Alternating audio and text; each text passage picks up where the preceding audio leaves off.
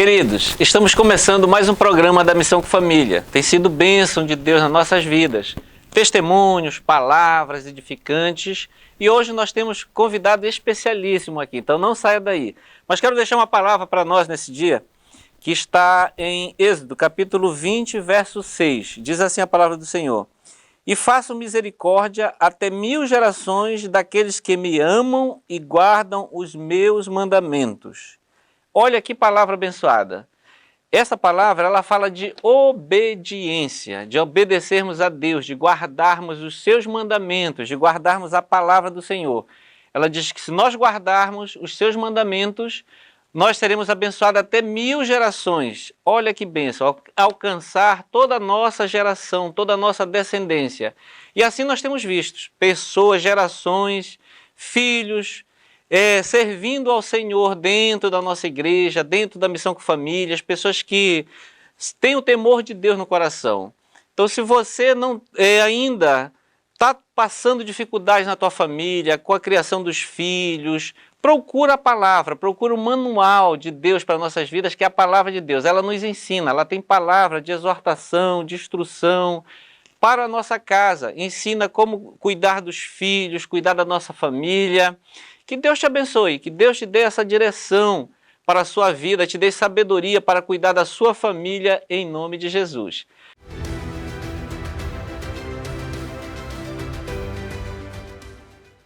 Nós temos aqui convidados especialíssimos, pastor Jonatas, pastora Teresa. Que bom que vocês estarem aqui conosco hoje. Nós que agradecemos, né? É uma alegria, um privilégio, pastor. A gente teve que remarcar algumas vezes, mas conseguimos. Vida corrida de hoje em dia, né? Às vezes dificulta, mas é um privilégio. A gente acostuma se ver na correria e tudo, lá trabalhando na igreja, mas poder ter um momento com o Senhor aqui e com quem está em casa, porque eu costumo dizer isso, eu agradeço quando eu faço espaço feminino, eu agradeço. Olha, obrigado por me deixar entrar na sua casa. Verdade. Porque se a gente parar para pensar, a televisão está no meio da sala, aquele lugar nobre, e a gente senta para conversar com quem está em casa, assim como a gente está conversando aqui. Agora então, pelo celular, por tudo, né? Mídias sociais, enfim. É um momento íntimo de uma família, de uma casa, assim como aqui esse bate-papo. Então é um privilégio saber que a gente foi convidado para estar aqui na sua sala e que muitas pessoas aí pelo Brasil inteiro estão nos deixando entrar na casa deles, né? Verdade, é uma honra mesmo entrar na sua casa hoje e testemunhar um pouco daquilo que Deus tem feito na vida deste casal de líderes da nossa igreja. Hoje, coordenando a missão com criança, mas a gente vai entrar nesses detalhes aí.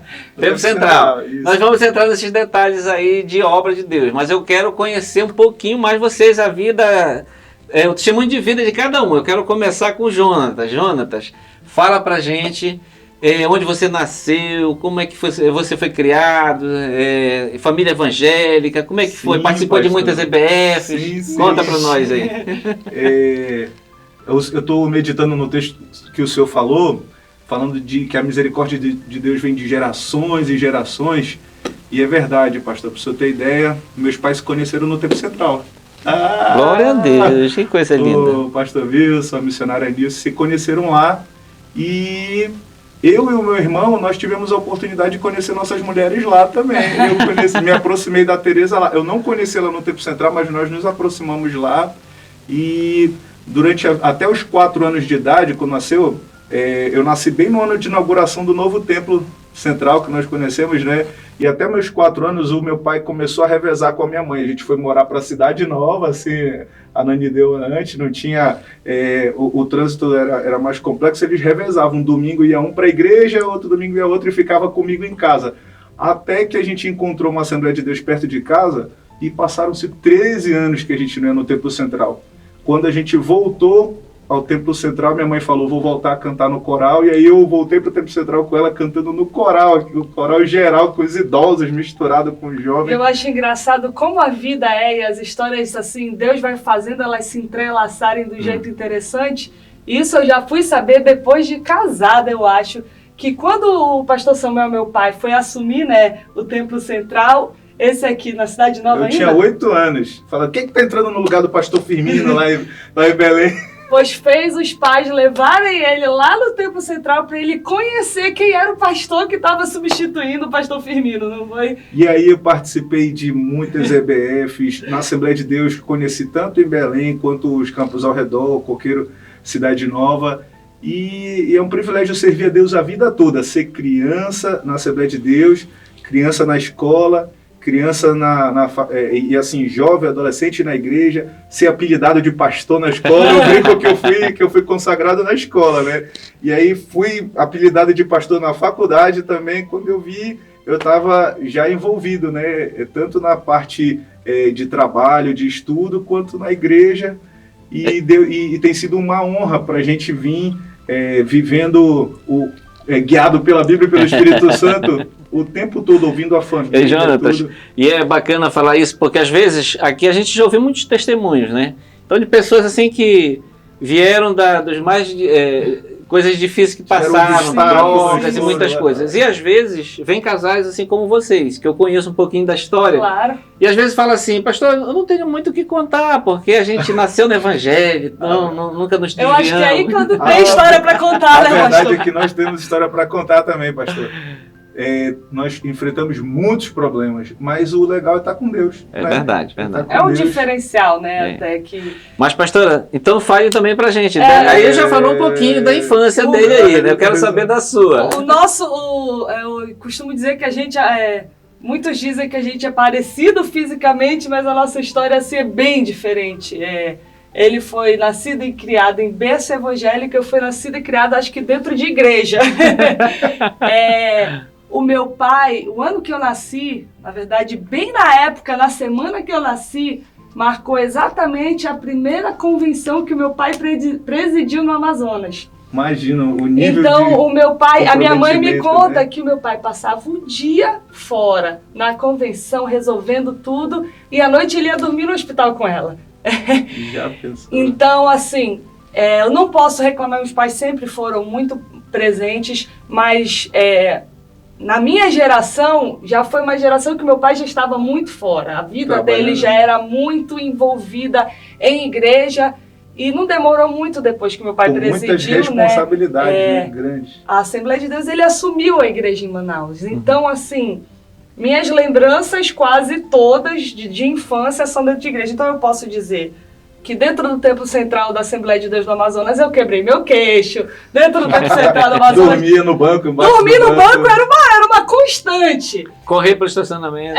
Então assim, tem muita história boa para contar, mas assim o povo não entende. Por exemplo, eu falava que eu não casaria com pastor, por exemplo. Não queria casar com pastor.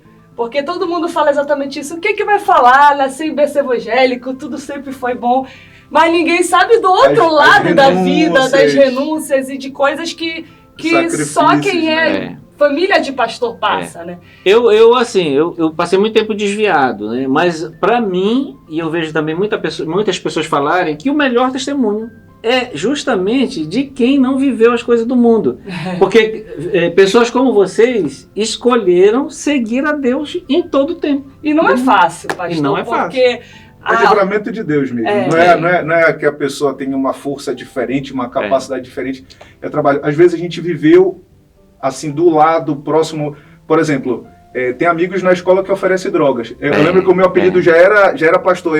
Um amigo tirou do bolso assim um cigarro de maconha e falou: pastor, isso aqui eu bolei especialmente para ti. E aí, amigos que nem eram da igreja falaram: rapaz, é melhor não experimentar não. A gente vê a graça do Espírito Santo, né? E eu falando: rapaz, obrigado, olha, obrigado. E não é que eu não tivesse curiosidade, depois eu venci isso nesse momento.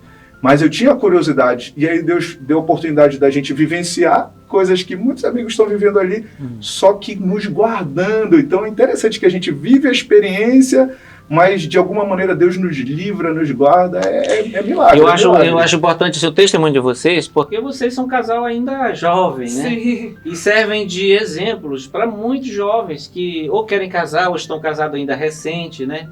Mas, Tereza, como foi a tua juventude? Você já estava aqui por Belém, né? Já, eu vim para Belém, eu já tinha 8 anos de idade e a princípio eu não queria. Lá em Manaus era toda a minha família, meus tios, meus primos. Para mim, vir para Belém era o fim da picada. Foi um problema. Foi um problema. Mudar de engraçado cidade. É que hoje, se tu perguntar, já passei por Manaus, já passei por Belém, morei 8 anos também no Rio de Janeiro. Se tu me perguntar hoje, Tereza, onde tu quer morar, eu vou dizer Belém. Impressionante. Foi porque ela me conheceu aqui bastante. Então, assim, foi dentro da igreja. Mas ele falou, olha, na escola me ofereciam as coisas, mas a igreja, o povo acha que a igreja é lugar de santo, né? Que só vai ter coisa... Dentro da igreja se oferecem as mesmas coisas. Se você não cuidar, as oportunidades são as mesmas ou piores. Verdade. Então, igreja é hospital. E tudo que tem fora da igreja tem dentro, só que buscando acertar, ou então a família está ali, mas os filhos ainda não tiveram uma experiência pessoal com Deus. Tem todo um contexto que acaba se tornando... quando a gente passa, é emocionante, assim, passou, vencendo. Agora, o bacana da igreja também é a comunidade, né? A família. Pessoas dispostas a buscar ajudar, Deus, buscar. Isso é fundamental. Cuidado Rede também. de apoio até, Cuidado. né, pastor? Rede Como de já apoio. passaram alguns por aqui, já levaram até cascudo de diácono. Mas muito. É interessante. O meu pai, ele não era pastor em tempo integral, ele era militar, minha mãe nutricionista concursada e tudo, mas nós dirigimos muitos templos.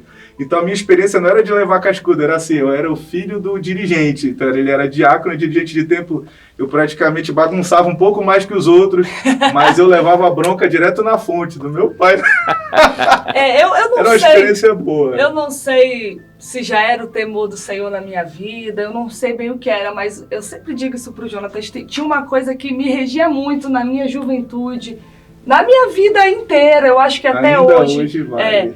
eu tinha muito temor e tremor pelo ministério e pela história que os meus pais a vida inteira tinham construído. Então, assim, eu tinha muito cuidado.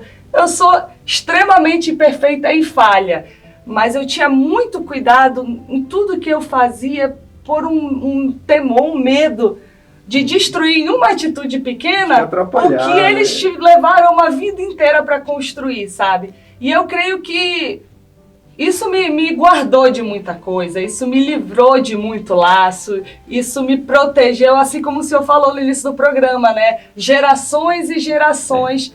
A misericórdia de Deus vem. E a gente pode pensar, né? O meu temor era o ministério dos meus pais, mas hoje a gente descobre com esse texto em Êxodo que gerações anteriores já garantiram isso por mim, não só eles. Meus avós, tataravós.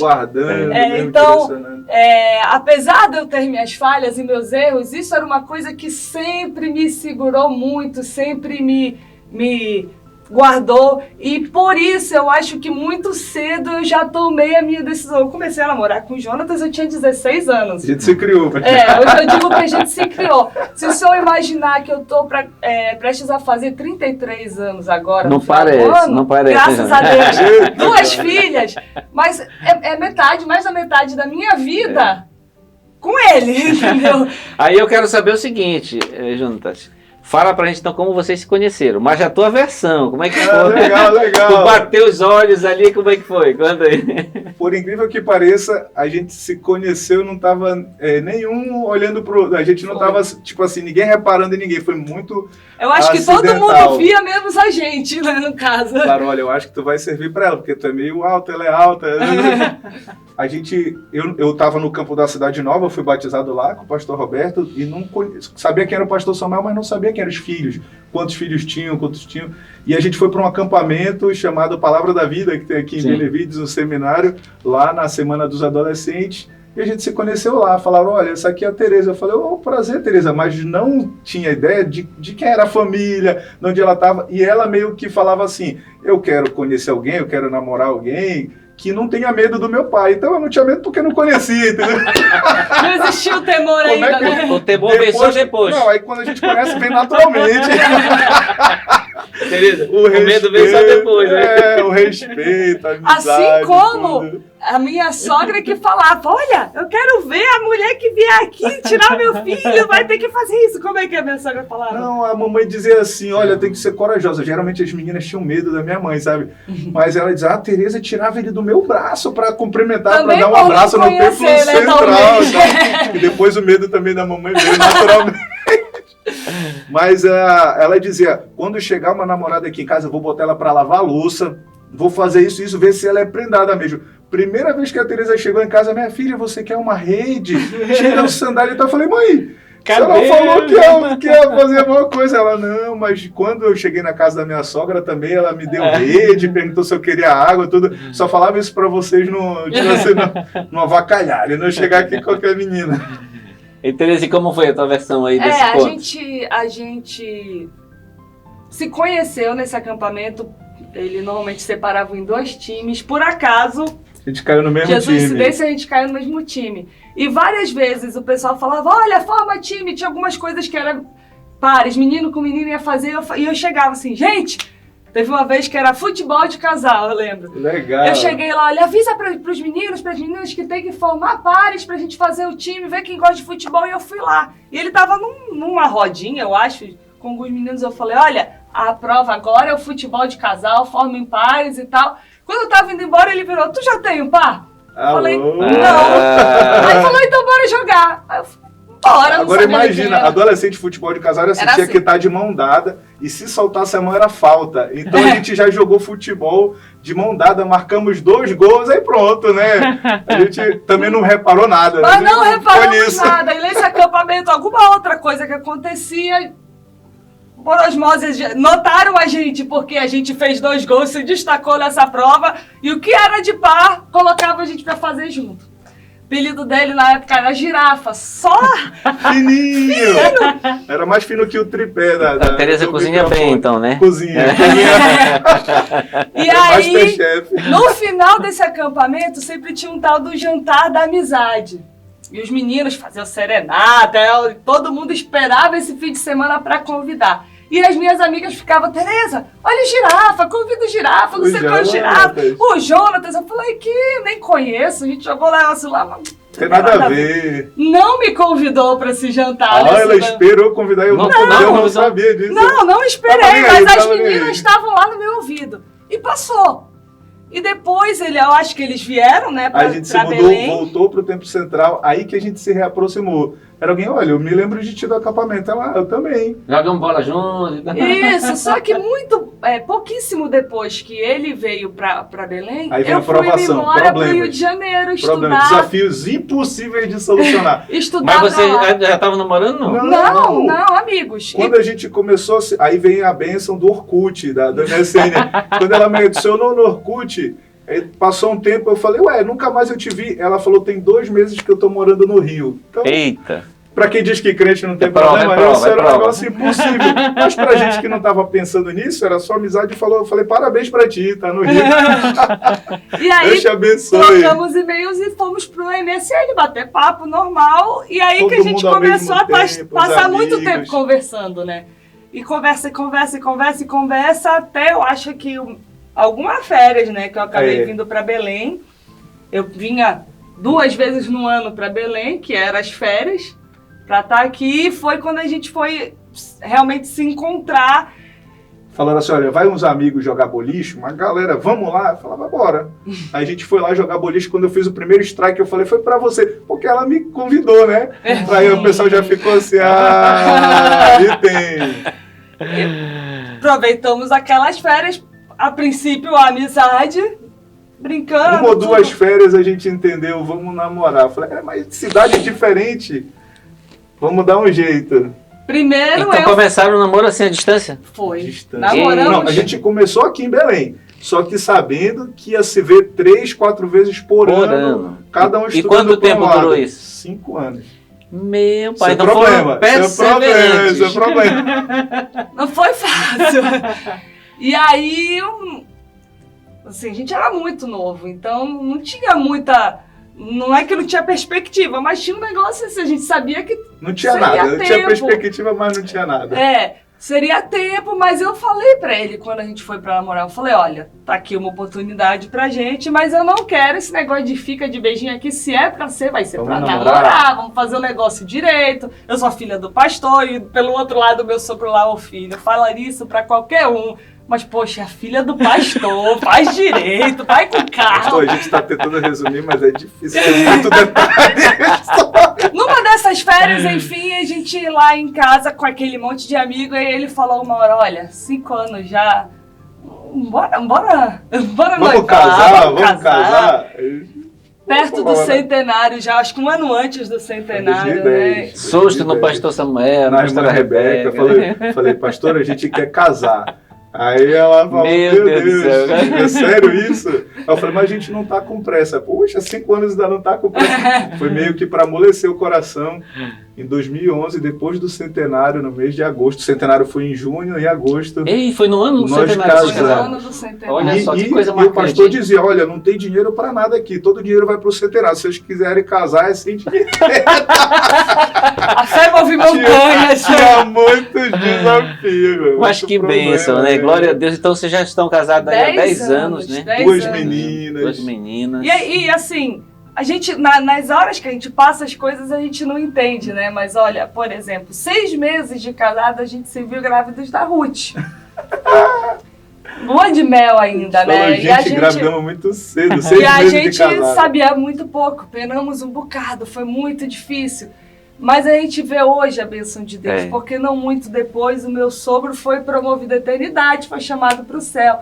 E se a gente não tivesse engravidado, quando engravidou, meu sogro não teria visto uma netinha, que era assim o amor da vida dele. É um dos maiores desafios que eu enfrentei na minha vida e a Tereza sofreu comigo, né? Tem 7 anos que o papai faleceu e a gente até fala assim, foi promovido à eternidade. Aí a Ruth já sabe quando foi que morreu, então ela já vai direto, a criança já sabe. Eu sei que o tempo já está acabando, mas eu queria que vocês falassem para finalizar um pouquinho da obra. Vocês estão agora aqui em Belém, vocês estão na Missão Criança, no Tempo Central. Como é que tem sido esse desafio? Pastor, o Jonatas, a minha sogra, assim, ela é uma missionária com crianças, assim, que é fora da curva, ela é fora da média. E ela formou o Jonatas e o Jadiel desde muito novos para isso. Dentro dessa parte de educação. E eu posso contar um testemunho meu. É minha mãe que conta hoje, eu não lembro direito, mas ela conta que eu estava em um acampamento infantil. Em um momento, em uma roda, assim, começaram a perguntar para todas as crianças o que a gente queria ser quando crescer. E tem todas aquelas coisas, né, que criança, jogador de futebol, astronauta. Médica. E quando chegaram em mim, perguntaram para mim, Tereza, o que tu quer ser quando crescer? E eu, na mesma hora, eu respondi, eu quero ser mãe. E então eu sempre fui muito ligada em criança, sempre vivi rodeada por criança, onde tinha criança desde pequena, eu tava lá agarrada, todo mundo falava que eu ia ter 5 filhos. Tive 2, todas elas 2. Mas eu digo assim que a gente foi treinado para isso, eu imagino. E Deus faz de um jeito, a gente não entende no momento. Então, quando a gente...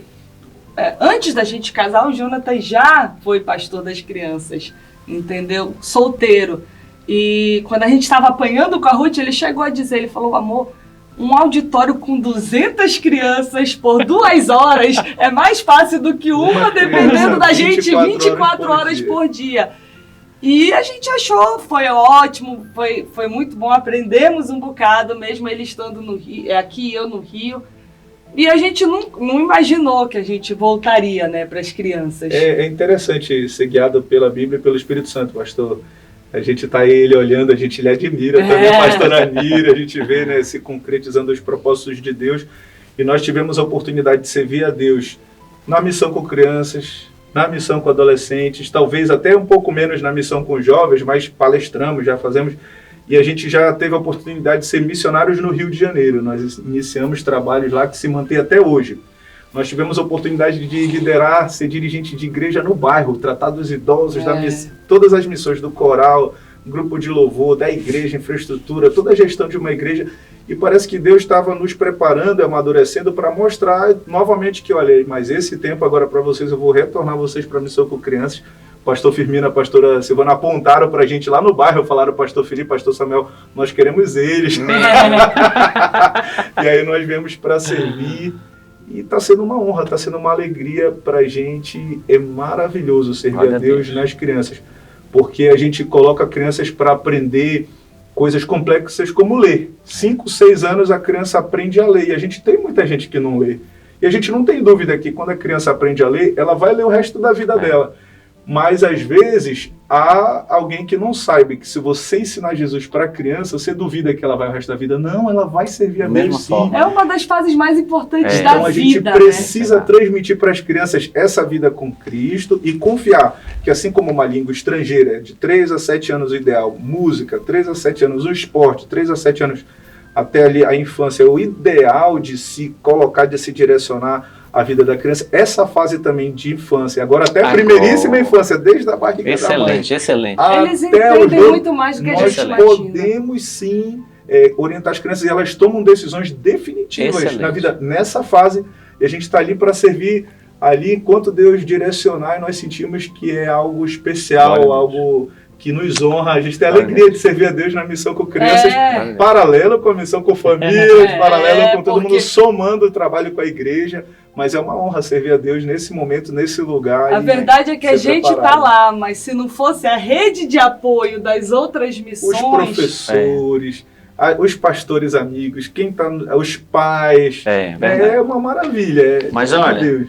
Eu quero agradecer aqui a participação de vocês. Eu sei que eu acho que a gente tem que gravar mais uns 3 programas, assim, porque a história não vai faltar. Apesar da pouca idade, ainda já tem muita história e muitas experiências.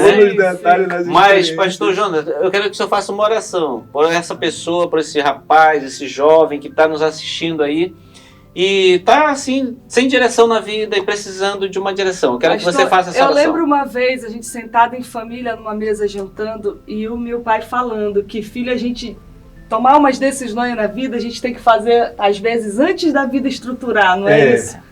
Então, às vezes, a gente a gente era muito novo quando a gente começou a namorar. Quando a gente decidiu casar, a gente não tinha nada. Tem gente que quer ter tudo para servir a Deus depois. Ter tudo para casar depois. Não, só vou casar quando tiver minha casa, no apartamento. Ter filho. Aí fica difícil, a nossa dica é... Pensa o que tu quer na vida. Tu quer ter filho? Tu quer servir a Deus? Tu quer fazer? Começa a fazer agora, assim, com calma. Vê qual é o passo da vez. O passo a passo, o degrauzinho, vai fazendo.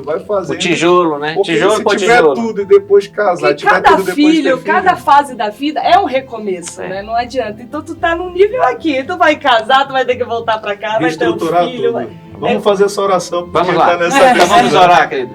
Senhor Deus, nós sabemos que cada pessoa tem a sua história, tem a oportunidade de decidir, e quem nos deu esse direito foi Tu quando enviou Jesus. Olha para essa família, olha para esse casal, olha para esse jovem que está nos assistindo, até mesmo para a criança que está nos assistindo. Entrega uma direção especial pelo Teu Espírito Santo. Nós clamamos a Ti, Senhor, continua nos guiando pela Tua palavra, pela Bíblia, pelo Espírito Santo, e que nas experiências da vida nós possamos estar do lado que escolhe o Espírito Santo, que escolhe ouvir a Ti, a Deus, que escolhe proclamar o Evangelho da salvação em Cristo, Senhor. Que a pessoa tenha coragem para estudar, tenha coragem para trabalhar, tenha coragem para viver, para caminhar, para ir para a igreja, para conhecer pessoas, famílias, compartilhar o testemunho, e que o Teu nome seja glorificado na nossa vida, na vida dessa pessoa, e que a alegria seja completa, que ela saiba que não é só ela que está enfrentando problemas, mas que assim como a noite se torna em dia, dia se torna noite toda manhã, esse problema vai anoitecer, vai amanhecer, vai passar, e que ela possa Te buscar em todo o tempo, Te glorificar. Em nome de Jesus. Amém. Glória a Deus. Receba esta oração, receba esse testemunho. Glória a Deus. Agradecemos a participação de vocês e até o próximo programa. Deus abençoe.